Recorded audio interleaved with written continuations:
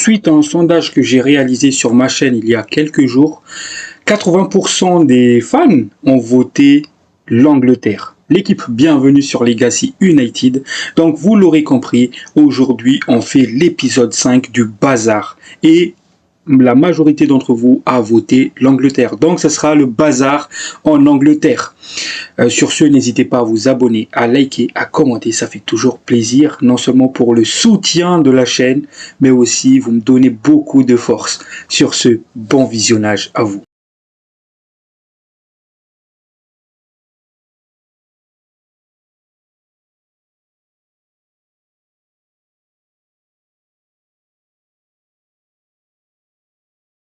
La famille, bonjour à vous, j'espère que tout va bien pour vous. Pour ce qui est de ma part, je vais bien. Donc, comme promis, aujourd'hui nous nous retrouvons pour la suite du bazar. Après l'épisode 1 en Argentine, l'épisode 2 au Brésil, l'épisode 3 en France, l'épisode 4 au Portugal. Aujourd'hui, on fait l'épisode 5 du bazar en Angleterre. Donc, j'espère que ça vous plaît énormément cet concept parce que c'est pas quelque chose de nouveau sur la chaîne.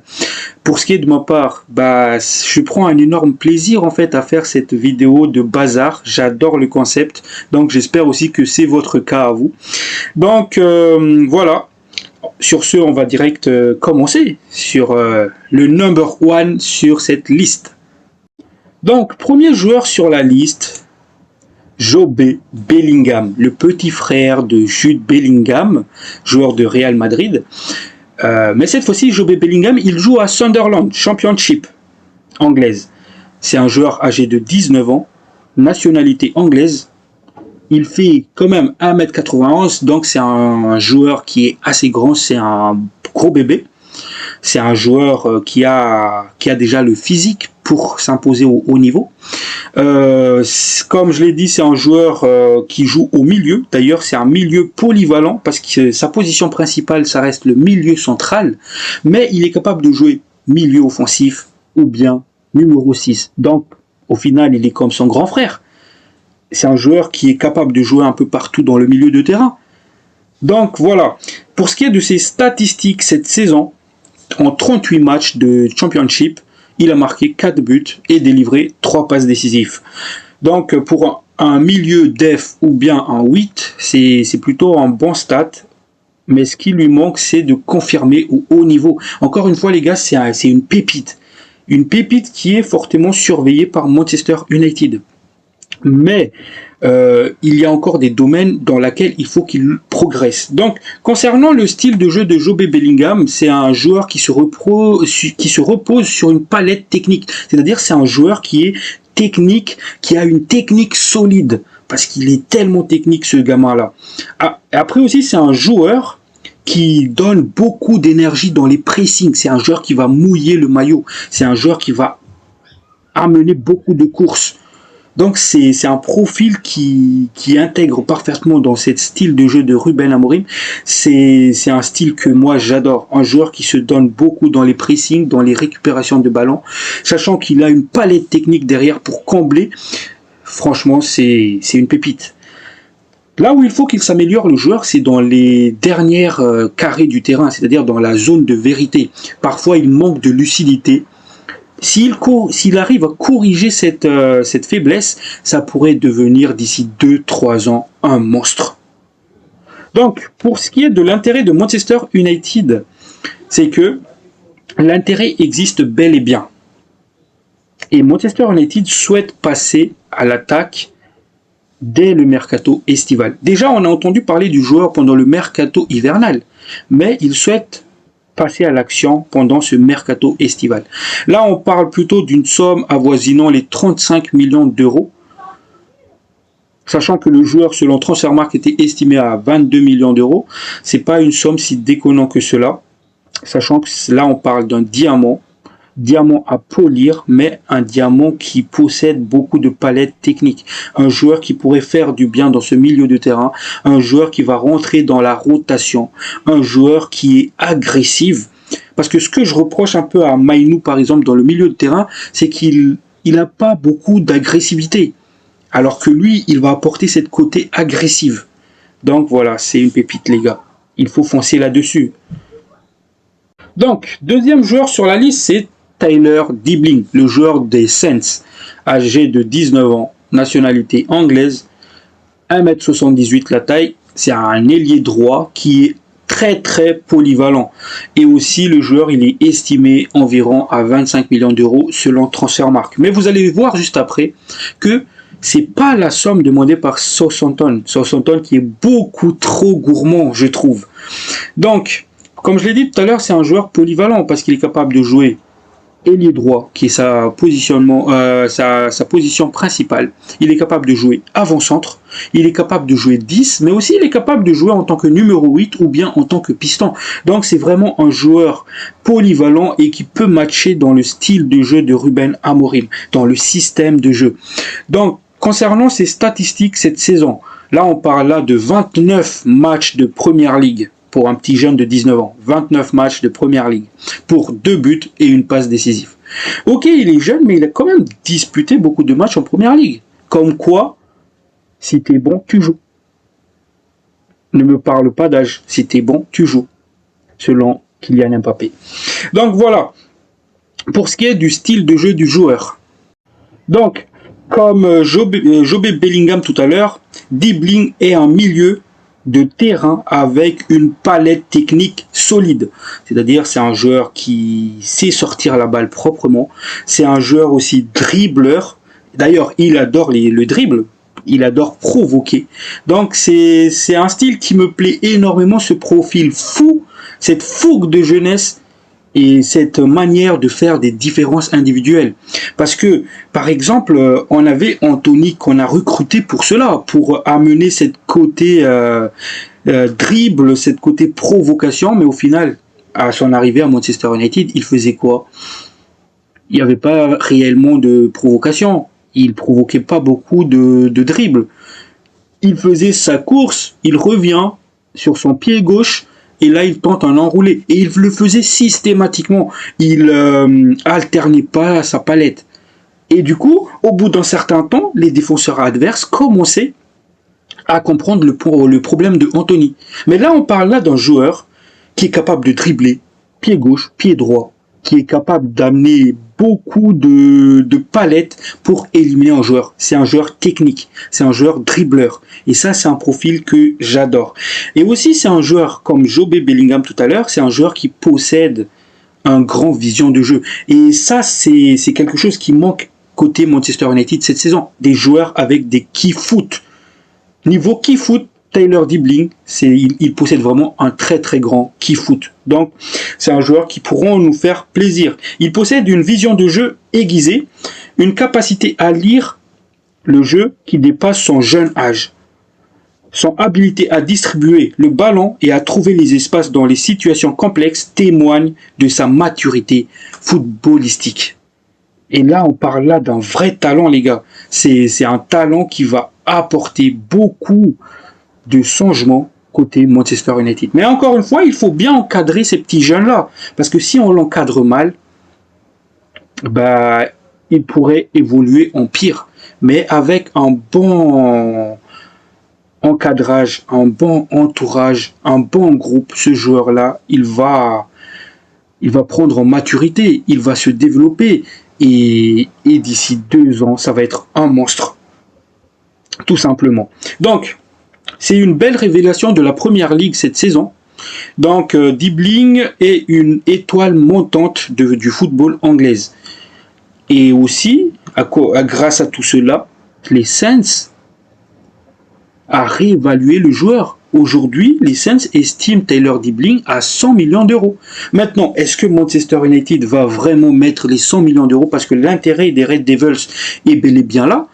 Moi, je ne crois pas. Je crois qu'ils vont proposer grand max 50 millions pour le joueur. Grand max. Et si jamais les Saints refusent, bah, je pense qu'ils vont tourner la page. Ils vont passer à autre chose. Mais compte tenu de la situation des Saints, c'est-à-dire que là, ils vont être relégués, donc je pense qu'il y a moyen d'avoir Tyler Dibling pour moins de 50 millions d'euros. Affaire à suivre encore une fois. Sur ce, on passe à la suite. Cette fois-ci, on va parler de numéro 9, parce qu'on connaît le besoin de Manchester United dans ce domaine-là. On parle là d'un Delap, on parle là d'un Osimhen, on parle là de Samu, on parle là de Sesto. Bref, c'est pas les noms qui manquent. Manchester United est en train de surveiller des numéros 9. Mais comme vous le savez tous, c'est pas facile de recruter un numéro 9 au jour d'aujourd'hui parce que c'est un des marchés les plus compliqués parce que les numéros 9 coûtent beaucoup trop cher. Et je me dis que et si on va trouver notre bonheur en Championship. Donc là, je vais parler de Tommy Coney, joueur de Middlesbrough, âgé de 22 ans, même âge qu'un Liam Delap. C'est un Écossais qui mesure 1m85 et il joue en position de numéro 9. Mais contrairement à Delap qui vaut 40 millions, ce joueur vaut seulement 6 millions d'euros selon Transfermarkt. Donc je pense que Middlesbrough va demander vers les 15 millions à tout péter. C'est un joueur qui finit très bien les actions, c'est un finisseur les gars, et les stats parlent pour lui cette saison, parce que en 34 matchs de Championship, le joueur a claqué 13 buts et a délivré une passe décisive. D'ailleurs, des stats qui l'ont placé à la 5e place du meilleur buteur de Championship. Derrière, Joy Piroy qui est premier du coup du classement avec 19 buts, Borja Sainz avec 17 buts, Josh Sargent avec 15 buts et enfin Tommy Coney qui est 5e place avec 13 buts. Donc c'est un attaquant, c'est un 9, c'est un renard de surface. Et aussi niveau style de jeu du joueur, c'est une menace sur les contre-attaques parce que c'est un joueur qui va vite, très vite. C'est un joueur qui aime tenir la balle, c'est un dribbleur et c'est un joueur aussi qui a une très bonne vision de jeu. Le seul bémol du joueur, c'est un joueur qui fait pas beaucoup de replis défensifs. Mais encore une fois, ça reste un jeune profil à développer. Et pourquoi pas, il vient à Manchester United pour être un doublure. Pourquoi pas? Ou bien pour amener de la concurrence. Mais là, on parle là d'un petit gamin qui est en train de exploser en Championship cette saison. Pour ce qui est de ma part, moi, j'opte toujours pour un numéro 9 titulaire. Un grand attaquant. Donc, de ce fait-là, pour moi, un Liam Delap ou même Tommy Coney, s'ils doivent venir à Manchester United, c'est pour être dans la rotation. Parce que moi, je veux un 9 titulaire, du style Osimhen, du style Gyökeres. Voilà. Ça reste mon avis là-dessus. Et pour finir, du coup, on va finir avec ce joueur.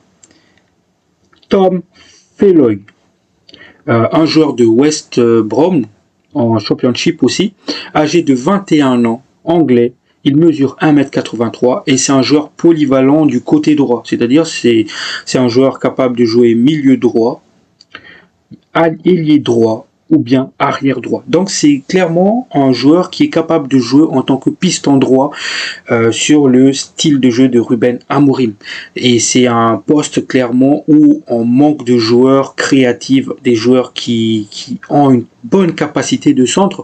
Et donc je me dis pourquoi pas ce joueur-là. Donc pour ce qui est de statistiques cette saison, là on parle là de 43 matchs disputés en Championship pour 2 buts et 13 passes décisives. Donc c'est une machine à centrer ce petit gamin. D'ailleurs, des stats qui lui placent en tant que meilleur passeur de Championship. Rien que cela, c'est un monstre ce joueur-là. C'est un gamin, c'est un bijou et c'est un diamant à polir. C'est un joueur à surveiller de très très près. Évidemment, pour le moment, il n'y a pas d'intérêt de Manchester United là-dessus. Mais vu que Manchester United est à la recherche d'un bon piston droit, pourquoi pas Tom Feloy? Parce que là, on parle là de Roger Fernandez en tant que piston droit, de Jeremy Frimpong. Et si c'était ce joueur-là qu'il fallait à Manchester United? On a des problèmes d'argent. Donc, je vous ai sélectionné un joueur qui coûte pas cher, qui est estimé à 8 millions d'euros et qui est quand même le meilleur passeur de Championship. C'est un joueur qui va aussi chercher à passer un step dans sa carrière. Parce qu'il y a des clubs comme Newcastle qui surveillent le joueur, comme Crystal Palace qui surveille le joueur, et comme Everton qui surveille le joueur. Les gars, il y a quand même Newcastle là-dessus. Et on parle pas là de n'importe qui. On parle là de Newcastle. Un très très gros équipe anglaise.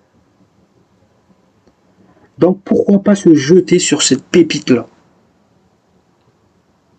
Donc, pour ce qui est du style de jeu du joueur. Donc, c'est un joueur qui aime provoquer. C'est un joueur qui adore le dribble. C'est un joueur qui va vite. C'est un joueur qui a une très bonne vision du jeu. Et comme je l'ai dit tout à l'heure, c'est une machine à centre. Donc, si on arrive à amener ce joueur-là, nos attaquants, ils vont se régaler. Parce que là, c'est un joueur intelligent. Et ça nous manque. Ça manque à Manchester United des joueurs intelligents. Niveau qualité-prix du joueur, c'est clairement une opportunité à faire.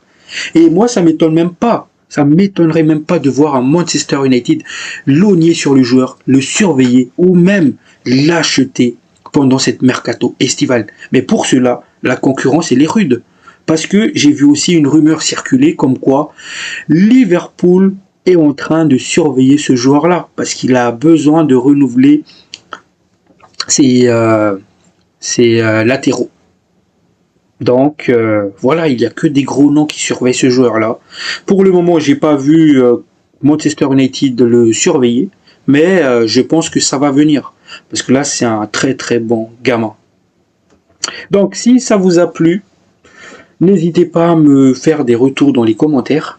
Et d'ailleurs aussi mention spéciale à James Trafford, que j'ai pas mis dans ma liste parce que tout le monde le connaît déjà, je pense. Il y a aussi Chris Rigg de Sunderland qui intéresse fortement Manchester United. Et voilà.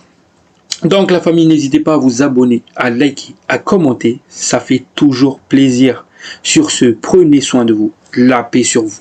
Ciao, ciao.